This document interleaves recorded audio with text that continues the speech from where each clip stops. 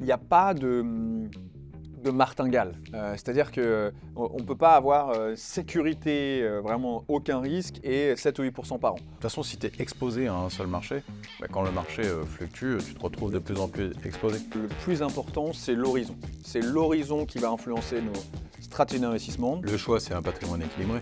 Tu peux pas avoir 100% de ton patrimoine immobilier. Si déjà on a ça, je pense qu'on a mieux que 80% des Français.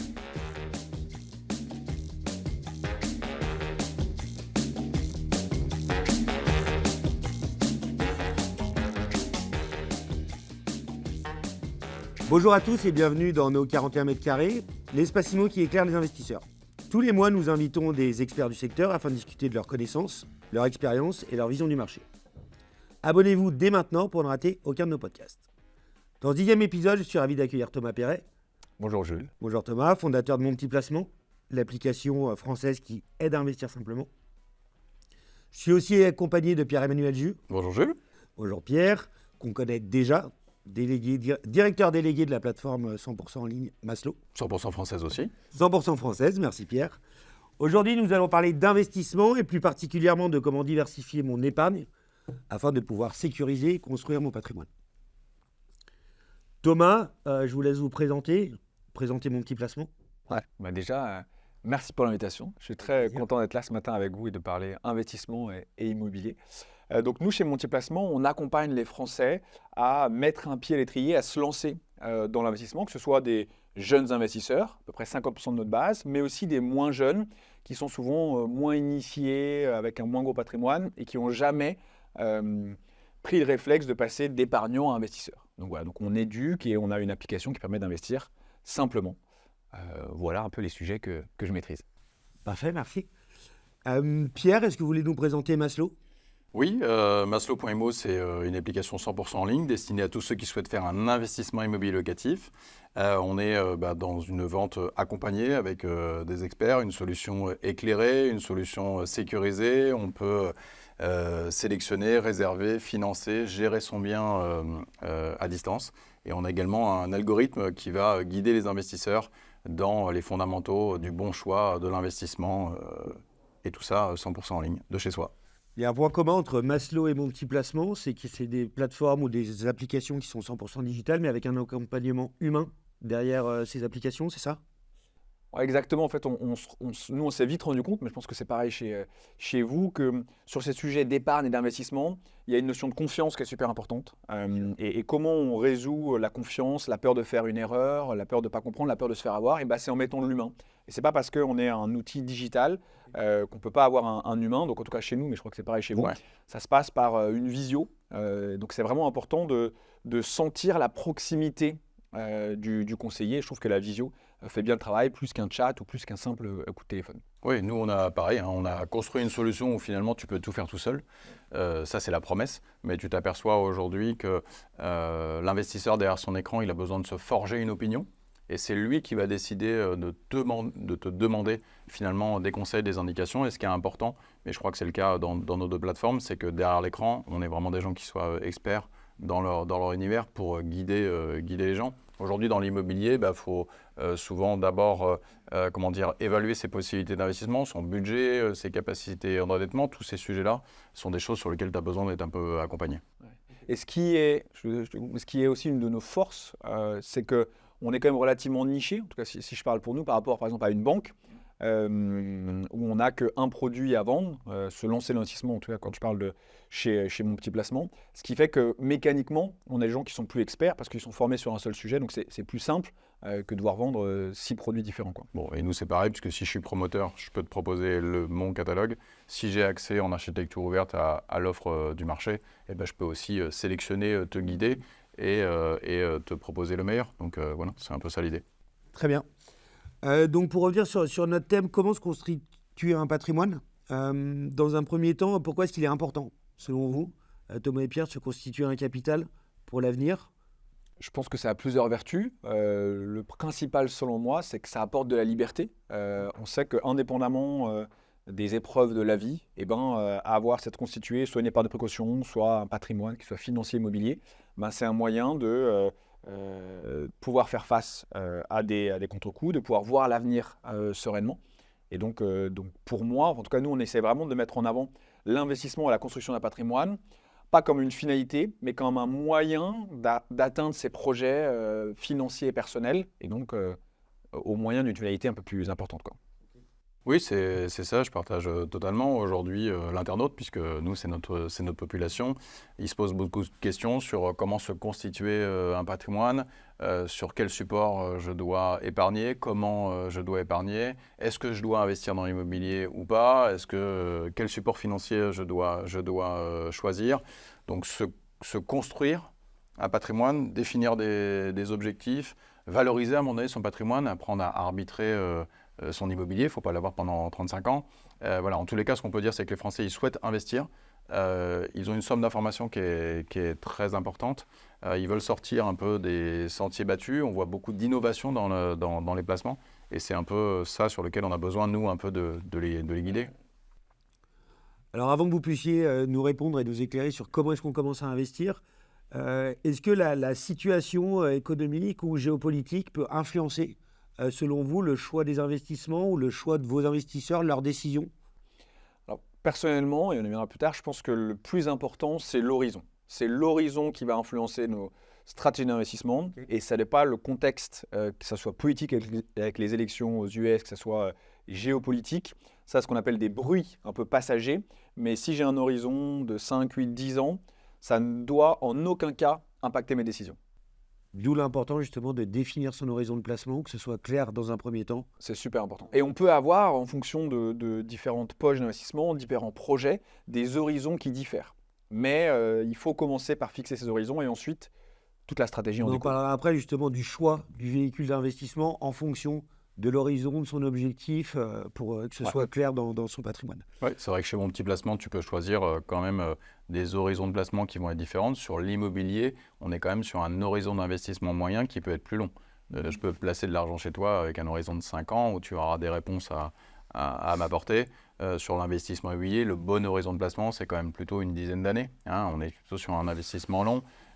Pour que l'effet de levier du crédit soit intéressant, pour que j'absorbe mes frais d'acquisition également au départ. Donc c'est souvent l'une des différences. Souvent, ils vont commencer chez toi.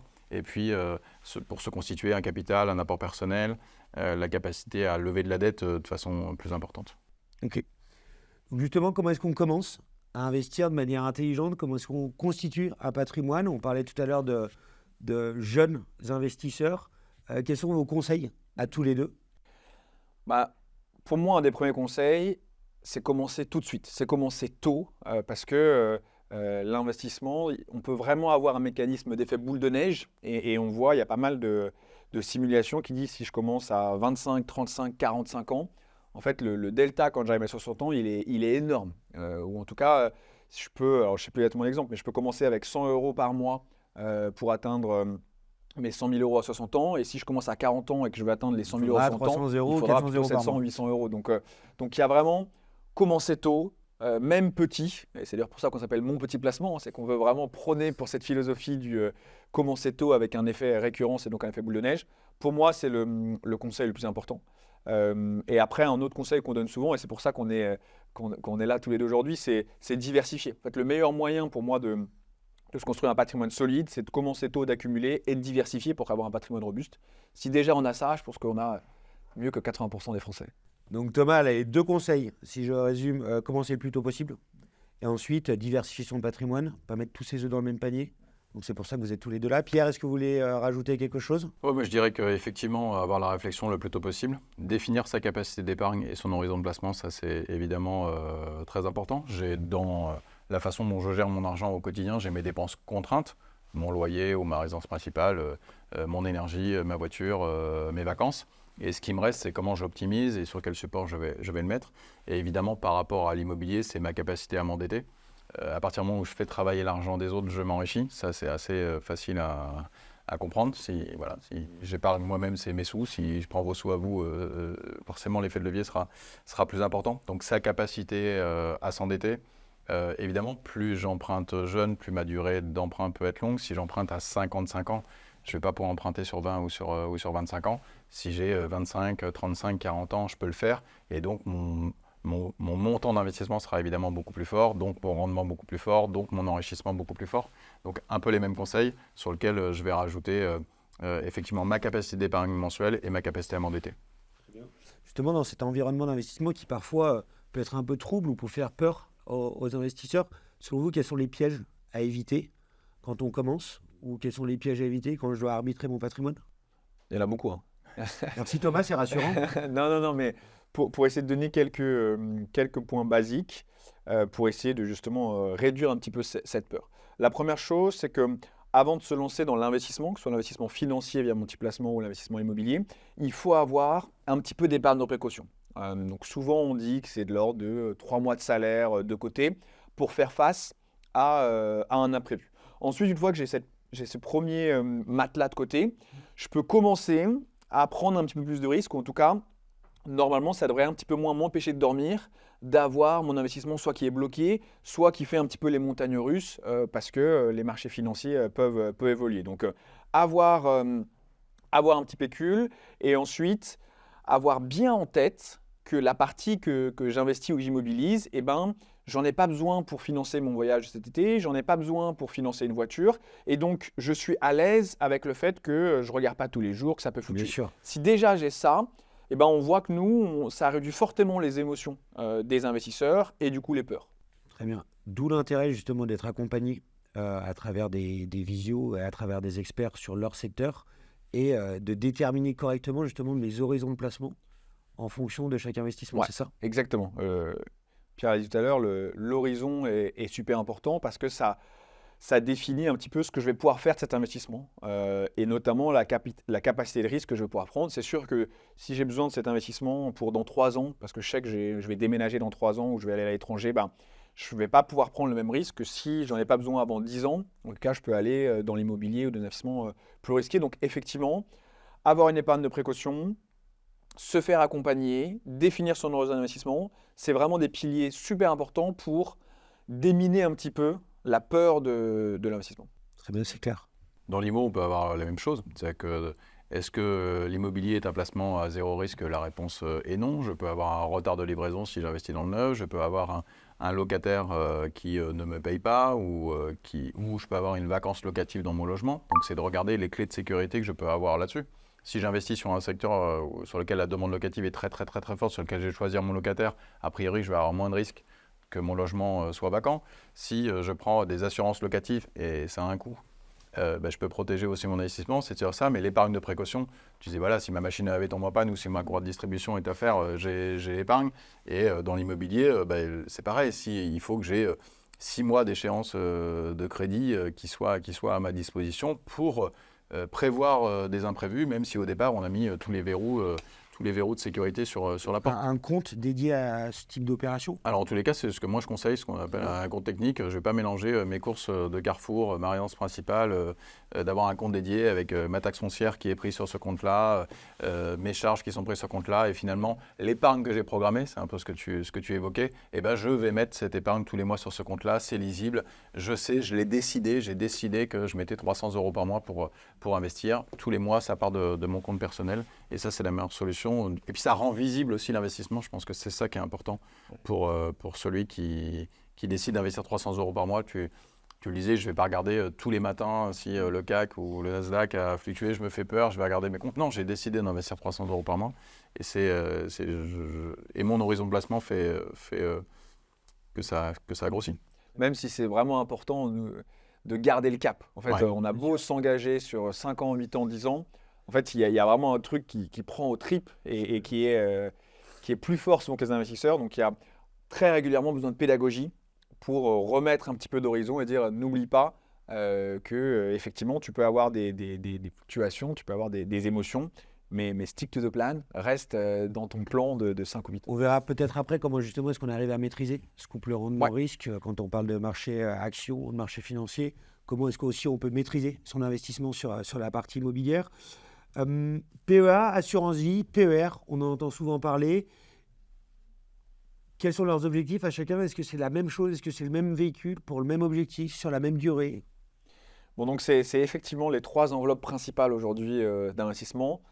moi, je comprends pas, petit insiste, mais je comprends pas la complexité de enfin, des mots derrière ces trucs. On pourrait dire compte d'investissement action, compte d'investissement long terme, compte d'investissement retraite. Ça veut dire exactement PEA, assurance vie PER. Mais bref, ça c'est ma petite incise. Mais si on veut faire la pédagogie, déjà, soyons simples dans les termes.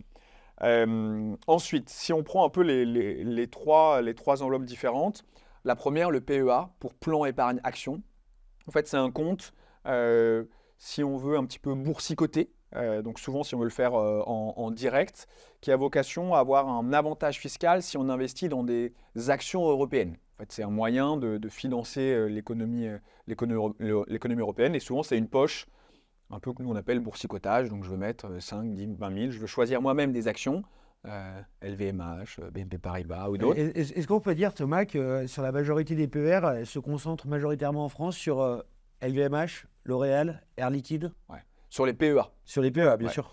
Ouais, exactement, c'est très concentré. Et là, vraiment, il faut du temps, il faut un petit peu d'expertise, il faut de l'horizon. Parce qu'en fait, quand on investit, quand on choisit des actions, eh ben, ça peut en fluctuer. Mais donc, effectivement, c'est ça. Et nous, on le voit. C'est plutôt une cible un peu plus âgée, souvent, qui va sur le PEA. Même si on peut y aller dès 18 ans. Donc pour revenir à notre thème, le PEA, c'est peut-être pas le meilleur véhicule quand on commence à investir. Ouais. C'est plutôt un véhicule qu'on va retrouver dans des patrimoines de personnes un petit peu plus âgées ou en tout cas un petit peu plus expertes. En tout cas, c'est un très bon outil de diversification. Quand j'ai déjà sécurisé une épargne de moyen long terme et que je veux apporter un peu plus de risque, je veux peut-être un peu plus d'adrénaline, potentiellement plus de performance si je fais des bons choix. Mais pour moi, tout mon patrimoine financier ne doit pas être sur un PEA parce qu'il y a un risque qui est important. Donc, première enveloppe PEA. Deuxième enveloppe, l'assurance vie. Donc, vraiment ce mot, je reviens dessus, mais je trouve qu'il est très compliqué. Nous, on a à peu près 200 000 utilisateurs sur mon petit placement depuis 4 ans. J'en ai bien 20 ou 30% qui confondent ça avec l'assurance décès. Bien sûr. Donc, c'est vraiment l'assurance vie, c'est un nom barbare pour dire compte d'investissement à long terme. Et donc, l'assurance vie, c'est vraiment le compte d'investissement un peu le privilégié des Français. Et pourquoi? Pour 2 raisons. À l'inverse du PEA, on n'est pas obligé d'investir dans les actions, on n'est pas obligé d'investir en Europe, on peut investir chez Facebook, Amazon, enfin Meta maintenant.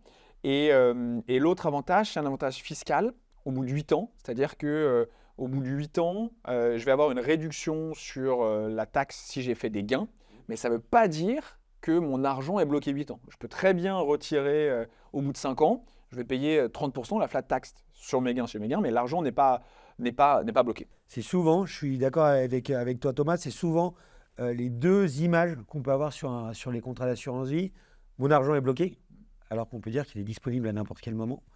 Et qu'ensuite, c'est presque, j'ai besoin de décéder pour que les bénéficiaires profitent de cet argent.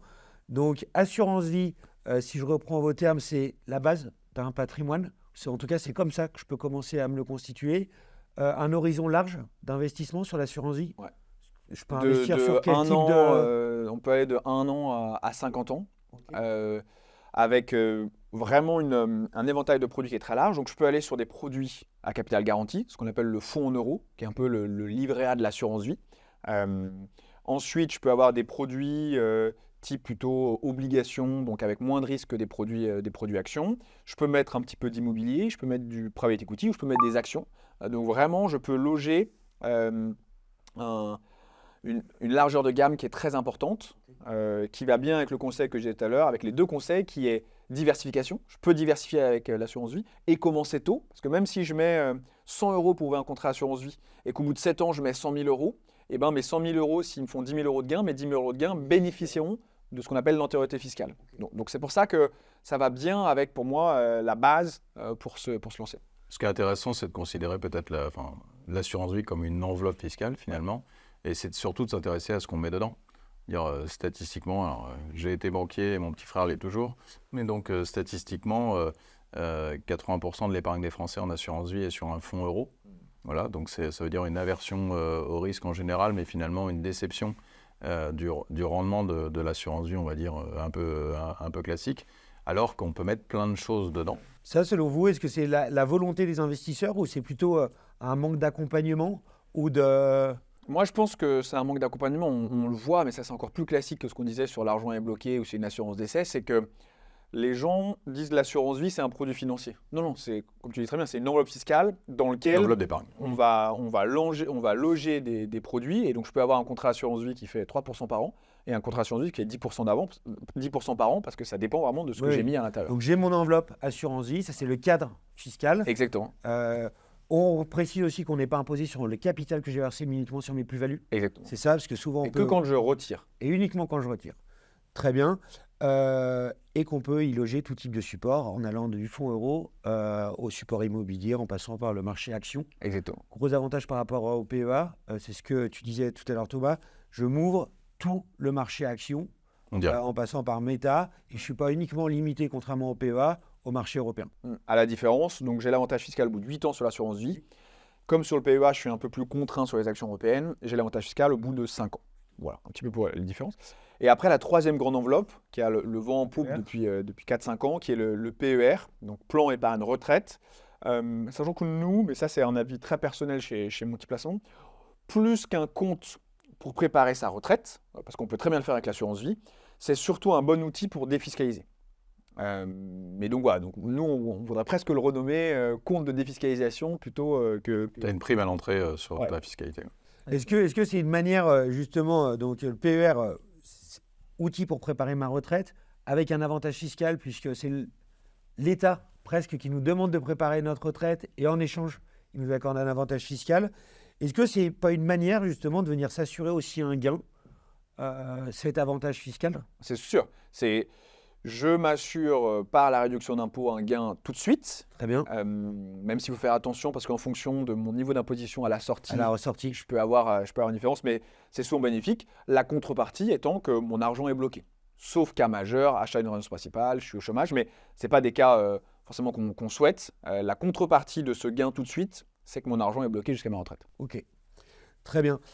Comment est-ce qu'on arrive à justement concilier sécurité et rentabilité, aussi bien dans l'immobilier que dans le placement financier? Alors vous en avez parlé tout à l'heure, ça passe d'abord par l'accompagnement, une vision claire et déterminer correctement justement mes objectifs et mes motivations. Est-ce que vous voyez d'autres points auxquels il faut être attentif tous les deux? Je pense qu'il y a l'horizon de placement, on l'a déjà dit, ça c'est quand même important. Et après, si je parle de l'investissement immobilier, il existe toujours des niches, des façons de se dire je vais pouvoir optimiser, faire meilleur que mon voisin, faire mieux. Voilà. Et donc, moi, si j'ai un conseil à donner, et c'est ce qu'on essaie de faire chez Maslow, c'est toujours d'avoir un calcul de rendement et d'investissement sur la vie réelle.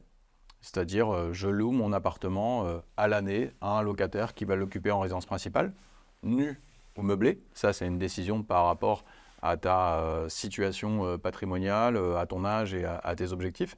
Et effectivement, je peux faire du Airbnb. Effectivement, je peux aller faire de la colocation. Effectivement, je peux aller sur des villes sur lesquelles le rendement locatif est sur le papier très attrayant. Mais le couple rendement-risque qui existe dans les placements financiers, il existe également dans l'immobilier. On voit aujourd'hui, si j'ai fait mon calcul de rentabilité, mon calcul d'effort d'épargne sur du Airbnb, bon, tu as vu quand même qu'ils sont en train de taper dessus très fort, que les mairies resserrent la vis et que finalement tu n'es plus capable de le faire. Donc toi, tu deviens propriétaire d'un appartement sur lequel ton calcul de rentabilité n'est plus le bon. Investir à Limoges, à Saint-Étienne et à Sedan, oui, sur le papier, tu as 7 à 10% de rentabilité. Mais si tu n'as pas de locataire, il faut que ton T2 que tu aies acheté, ce soit le plus beau du catalogue. Si sur Se Loger et sur Le Bon Coin, tu as 700 appartements qui sont alloués.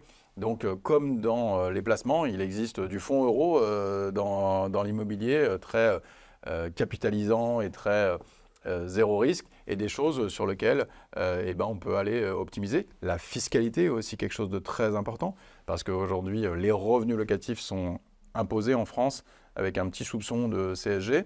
Donc, en fonction de ta tranche marginale d'imposition et ta CSG, tu peux diminuer ton rendement locatif. Et donc, il y a des possibilités d'enlever ça. Donc, la location meublée non professionnelle est une bonne solution pour se dire, je touche mon loyer. Ce loyer, il est net d'impôt, net d'imposition pendant une très longue durée. Donc, ça, c'est aussi des choses qui sont importantes. Là aussi, valeur ajoutée de conseil. Je souhaite investir dans l'immobilier. Quel support? Quelle ville?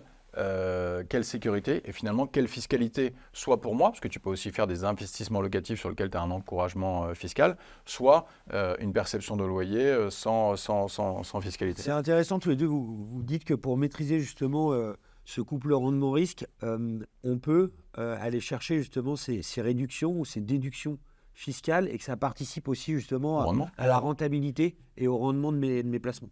Ouais, je suis tout à fait d'accord. Et juste pour revenir sur la question de tout à l'heure, il faut aussi faire attention d'un point de vue pédagogique. Il n'y a pas de martingale. C'est-à-dire qu'on ne peut pas avoir sécurité, vraiment aucun risque et 7 ou 8% par an. On peut avoir en revanche sérénité et rentabilité. Et donc je pense que là, le régulateur ne reprendra pas si on dit ça, alors que si on dit sécurité et rentabilité, il pourrait taper sur le doigt.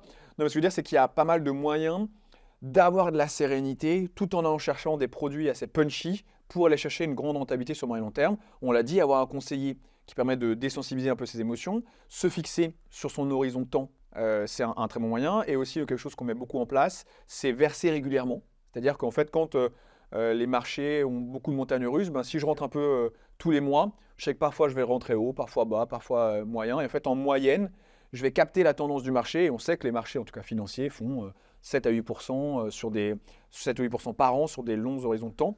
Donc voilà, donc j'ai des moyens d'apporter de la sérénité tout en allant chercher de la rentabilité. Investir de manière régulière sur le marché action, ça va venir me permettre justement de venir limiter cette volatilité, c'est ça Thomas? Exactement. En fait, c'est un très bon moyen d'aller sur des produits très péchus sans se dire est-ce que je rentre au bon moment, est-ce que je rentre au mauvais moment. En fait, je vais sur des produits péchus qui sont ceux qui seront le plus rentables sur le long terme, mais je m'achète mon petit filet de sécurité en rentrant régulièrement.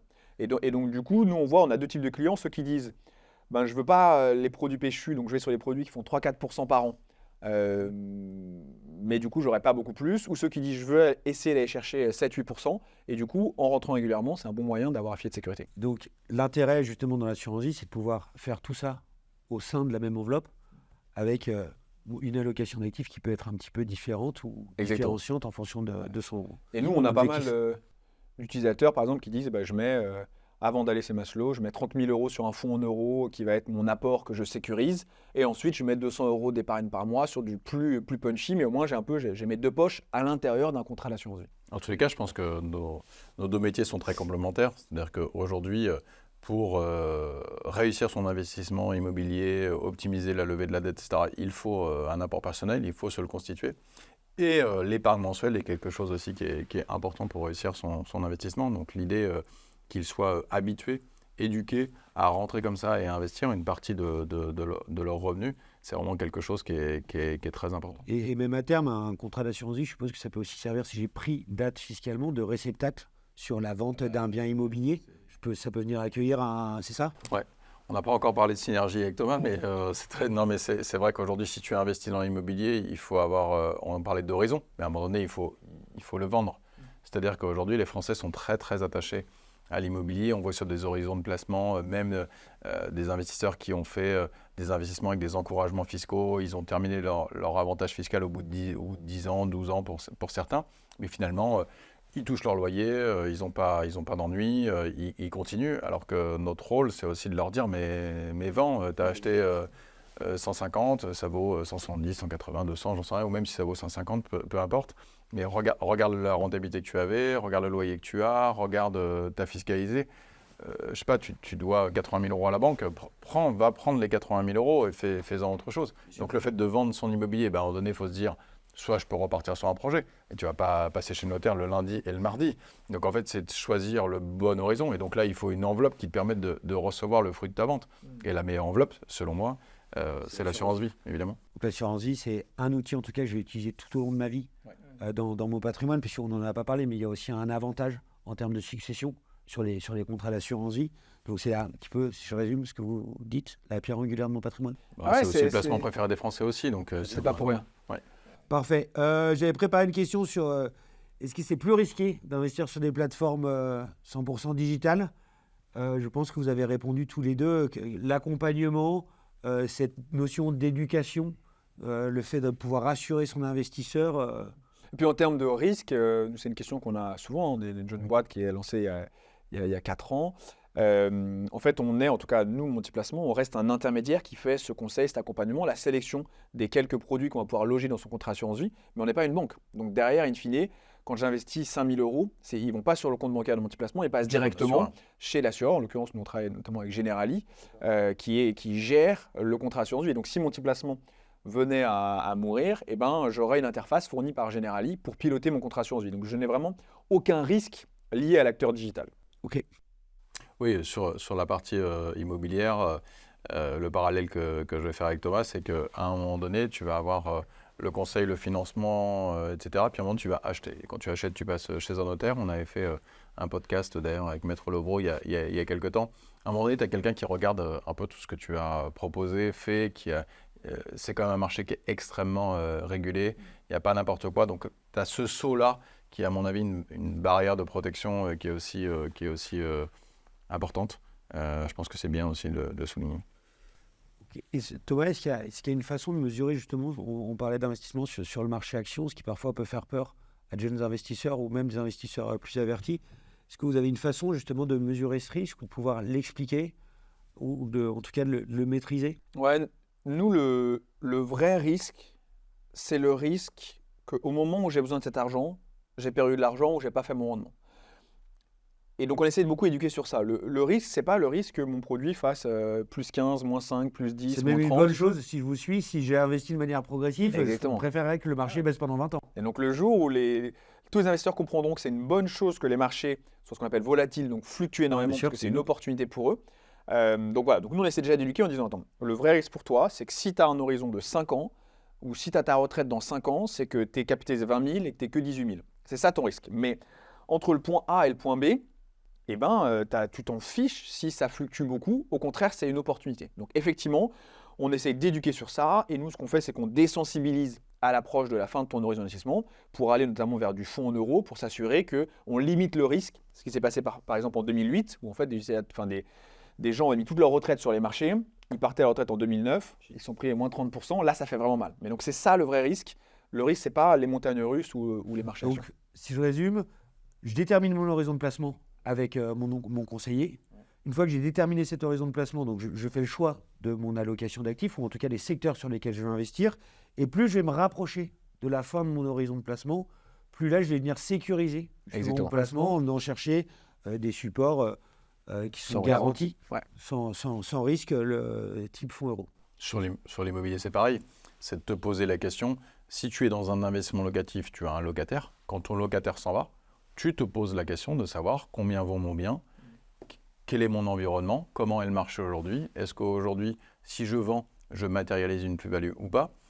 Revendre son logement, c'est toujours mieux de le vendre vide qu'avec un locataire en place, puisque si tu le vends vide, la personne qui va l'acheter peut l'acheter pour sa résidence principale ou pour le louer, et va peut-être faire un choix différent de toi. Tu as loué en nu, il va louer en meublé, ou inversement, il va l'occuper en résidence principale, il va l'occuper en résidence secondaire. Donc finalement, résidence principale, résidence secondaire, investissement locatif, tu as 3 acquéreurs potentiels. Si tu vends ton logement avec un locataire en place, tu t'adresses uniquement à la population d'investisseurs. Donc en fait, l'idée de cet horizon, voilà, c'est quoi les conditions de marché? Est-ce que les conditions de marché aujourd'hui pour mon appartement sont bonnes? Est-ce que mon appartement il est en concurrence? Est-ce que actuellement dans mon quartier il y a 150 T3 à vendre? Bah, tu ne vas pas matérialiser une plus-value. Ah tiens, actuellement dans mon quartier, il n'y a pas d'offre, je peux matérialiser quelque chose d'intéressant. Donc c'est toujours se poser les questions et c'est pour ça que l'accompagnement dans le temps il est aussi important de se dire à quel moment je valorise mon patrimoine. Voilà. Après, il faut apprendre à se détacher. C'est peut-être un petit peu plus facile dans le financier de dire je me détache d'un support, d'une action, des choses comme ça, que l'immobilier. Souvent, les gens sont un peu attachés à ça. Donc, dans les différences entre l'investissement immobilier et l'investissement financier, peut-être un peu plus d'affectif dans l'investissement immobilier, un peu plus d'affect. Il faut essayer d'enlever, mais... qu'il faut essayer d'enlever. Est-ce que vous voyez, vous, des similitudes ou c'est plutôt... Des solutions qui sont complémentaires? On parlait tout à l'heure d'assurance vie comme apport de futur investissement immobilier. Comment est-ce que vous parlez ces deux investissements qui... Moi, je pense que c'est doublement complémentaire. Déjà parce que nous, on peut être en amont pour essayer de construire l'apport en commençant à 25 ans pour qu'à 30 ans, j'ai un apport pour faire un achat IMO. On peut être aussi complémentaire à la fin, comme on l'a dit, suite à une rentrée de cash suite à une vente IMO, l'assurance vie peut bien prendre le relais, donc complémentaire de ce point de vue-là. Et même pendant un investissement IMO, toujours garder une petite poche d'épargne financière pour diversifier et pas être trop exposé sur le marché IMO si jamais il y a aussi des fluctuations. Donc, voilà, donc je pense qu'on est vraiment complémentaires sur tous ces différents aspects. Le choix, c'est un patrimoine équilibré. tu ne peux pas avoir 100% de ton patrimoine immobilier. Déjà, les Français, ils ont leur résidence principale qui est une quote-part importante de leur placement. Donc, si tu fais que de l'immobilier, de toute façon, si tu es exposé à un seul marché, quand le marché fluctue, tu te retrouves de plus en plus exposé. Après, c'est peut-être de mesurer ce qu'on disait tout à l'heure, le couple rendement-risque, où par exemple, j'approche de la retraite, j'ai besoin de mon argent dans 3-4 ans, je vais maximiser la sécurité et prendre un petit peu moins de risques. Sur la partie immobilière, c'est pareil, c'est sur quel marché j'investis. Je peux aller chercher des produits un petit peu plus rentables, je peux maximiser un peu ma rentabilité, mais finalement, mon fonds de portefeuille, à un moment donné, ça va être quelque chose qui doit être très certain. Donc nous, on essaye de guider aussi les investisseurs. On a créé un score Maslow. Ce score, c'est de dire j'investis. J'ai une note qui te dit un peu comme les placements financiers. Tu as des notes de risque, des indices de risque. Là, c'est de se dire j'investis sur une tension locative qui est forte, sur un marché sur lequel le nombre de transactions annuelles il est suffisamment important, sur l'évolution des prix sur les 5 dernières années, sur la géolocalisation des services, des commerces, des transports, parce que tu sais que ton locataire, il a besoin d'aller bosser, il a besoin que ses enfants aillent à l'école, il a besoin de services et de commerce. C'est enfoncer des portes ouvertes, mais à un moment donné, c'est bien de les mettre pour rassurer le candidat investisseur. C'est important d'être bien accompagné pour son investissement, important de diversifier ces investissements. D'après vous, où est-ce qu'on place son argent en 2024 ou comment est-ce qu'on investit de manière intelligente en 2024 ? Est-ce que vous pouvez nous donner vos idées ou en tout cas votre vision sur cette année ? Comme je disais, nous on essaye de ne pas trop dépendre de l'année en cours. En tout cas, on préfère raisonner sur des classes d'actifs. Okay. Donc, en tout cas, sur la partie épargne financière, si on a un horizon long, on va sur les plus risqués, donc sur les marchés actions, parce que c'est ce qui offrira la meilleure performance sur le long terme. Bien sûr, ce n'est pas un conseil financier, ça dépend de la situation de chacun, mais statistiquement, c'est ce qui permettra d'avoir la plus grande rentabilité. Donc 2024, 2025, 2027, 2028, ma stratégie sera la même. Pour autant, il y a une petite spécificité sur cette année, pour répondre quand même à ta question, c'est que les taux d'intérêt étant assez importants, le rendement des fonds en euros sont particulièrement importants. En 2023, nous, le fonds euro qu'on a proposé, il a rémunéré 3,7%. Et donc, en tout cas, si je veux un peu plus de sécurité ou si j'ai un horizon moins long, le fonds en euros pour cette année 2024 peut être une bonne opportunité en complément de risque. Pareil, les taux d'intérêt qui augmentent, est-ce que ça a un lien avec le marché obligataire ?